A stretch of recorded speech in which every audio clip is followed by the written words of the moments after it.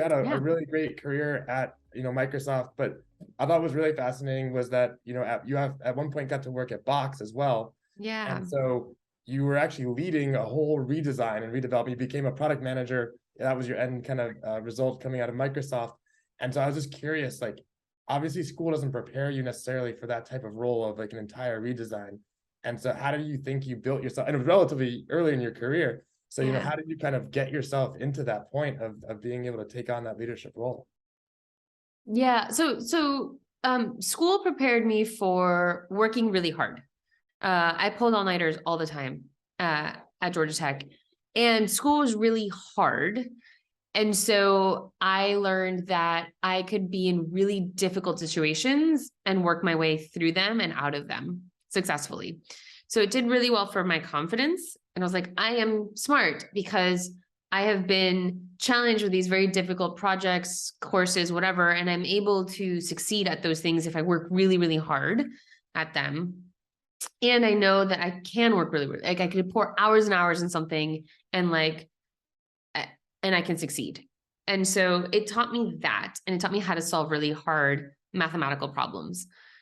It did not teach me how to be a product manager, but everybody wanted the Microsoft job because it's like, they have a real business model and they make real money. So it was a job everybody wanted. That's how I ended up at Microsoft. And I was interviewing for a software developer role because I thought that's the only thing that existed. There was no such thing as product managers as a career at the time. And when I was interviewing, the guy, like after my second interview, they were like, hey, you're good at this like programming stuff ish, but like, have you thought of they call it program management, PMs, program management. Like, have you thought of program management? I'm like, I have no idea what you're talking about. They're like, you get to like design what it is that engineers are going to build. And you do write some sample code and you do some QA testing and QA design, but you're out there talking to customers and you're working with designers and you're really figuring out like what we're building and why. I was like, there's a job that does that and not the programming. Yeah. How do I get that job? And so they called the recruiter and they're like, hey, we should put her through the PM interview cycle, not the developer one. And they did mid-interview. Like I got put into the PM interview process, and that's how I discovered that this role even existed. One, that work is becoming so complex that by the leaders oftentimes don't actually have the best information. So by you making the decisions, you're actually creating a worse outcome for yourself, even if on a selfish basis. And then to your own point is just that, I think that teams today, they can function much more outside of this industrial idea of like, you have to be here, you have to be here. It's more, again, to your point, is how do you optimize your team? Yeah, I talk about it all the time. The best PMs are the ones that come in and think about, what does this team need me to be? Like, what are the holes I'm here to plug? In some teams I've been a part of, it's the engineering manager hates project management, like doesn't want to assign tasks, doesn't want to think about timelines, absolutely hates it. And like, okay, this team needs me to be like a project manager. In addition to like figuring out what we're building and all of those things, like they need me to do that. But they don't need me necessarily to like show them the impact of their product, because these engineers love building product dashboards and analytics. And so like, they actually know what to tag and how to tag it and know how to get gratification off of the results. They know what's happening in a product before I even check the dashboards, right? So like, they need more of this and less of that.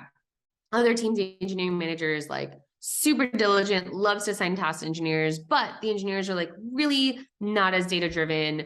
They're more on the creative side, and they rely on me to come back and follow up with them. Like, this is the impact we've had. Here are the dashboards we need to build. Here's what they mean. Here's the impact you're having to your users. Here's how to read this data. And so like, every team will need different things. And if you come in like, here's what a PM does, and here's what I'm going to do, and I'm going to deliver XYZ, like, you're missing the point, right? Like, you're not going to get the best out of your team. You have to figure out, what does your team need and where are they lacking, and like mold yourself to fit that. Startups usually seem very scary to students, but I was interested to see if you think it actually is a unique and a kind of accelerated pathway.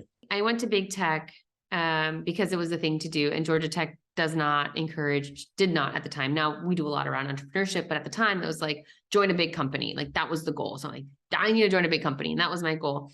What I'll say is Microsoft is super rigorous about how to PM. I learned how to write a spec. I learned how to write a QA test. I learned how to like run teams. They have so much process and so much infrastructure. I remember at the time getting so frustrated. Like, this is so stupid. I have like 15 meetings before I can launch even the stupidest, smallest feature. I need to like talk to legal, talk to PR. It was like green light meeting, second green light meeting, third green light meeting, spec review, QA review. Like it was just over the top. And I was like, God, I left and I'm like, I'm going to a small startup because I don't want to deal with this shit. And then I get to Playdom and we're just acquired by Disney. And I'm like, all right, we're like, let's come up with our roadmap for the quarter. And everyone's like, what's a roadmap? And I was like, you know, the thing, like what we're going to build. And they're like, I've never heard of it. I'm like, okay, but like, how do you write?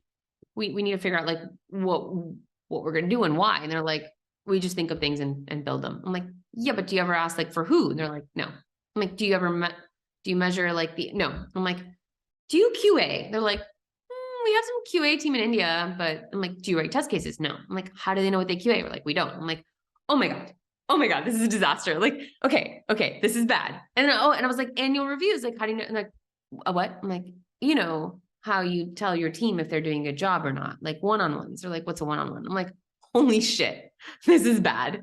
And so I'm like, okay. I don't want to put in like Microsoft level process here because that's like, will suffocate this team. But we need like some structure because we're doing a lot of shit that's really stupid. And we should be really like figuring out where we're going to put our resources and making sure those like the right use of our time. And so like, I thought that was pretty helpful. And that also enabled me to take a leadership position really, really quickly at that company, where I was like managing a team of 40 something within like a year of me being there, which was also kind of crazy looking back. But could I have gotten there without Microsoft? I don't know. Are you someone that says like go all in on your skills or like kind of or focus on your weaknesses too? And as a student, do you is there any way you suggest like how do you know that? Because again, I think that time is very hard. There's so many. I feel like people are really successful and you come to school and it's like there's so many options. And like how do you start discovering your skills and stuff?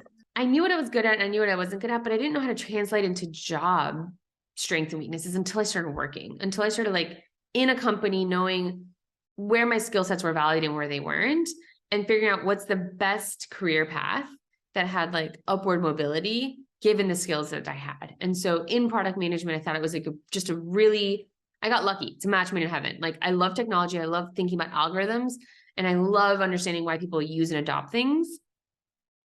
And it turns out like those are things you need for being a product manager in a very like in a technical culture. Microsoft's very, very technical leaning. Now there's like more diverse types of software startups, but there, like my skill sets really put me in a good light for program management. And then after that, I was like, that's it. I want to be a PM for the rest of my life. Like this is the job. This is my calling. I was built to do this. And then I was in product my whole career. And so that, led me to Box where I was just in product. I think several things shaped me on the way to Box. One, I had my own startup for a bit. So after Microsoft, I left to join a startup. It got acquired by Disney. We ran like a startup because we were still trying to do our earnout and hit some milestones. So it left us alone, but we were still under the umbrella of Disney. That gave me the confidence of like, I can do my own startup. We did. It didn't work out. We got acqui-hired, but that taught me how to think like an owner. How to like, in Microsoft, it was like political and there's like the blame game and there's the optimization game and there's a self-promotion game. And there's just a lot of that. Like you spend a lot, like half of your time you're spending like crafting your image and the other half like delivering things. When you have your own startup, like all that matters is delivering things. Like your title, your role, nothing matters. You're just like maniacally focused on delivering value immediately, cost efficiently, right? And knowing the ins and outs of your business. And that was amazing. Like, I think like that transformed me.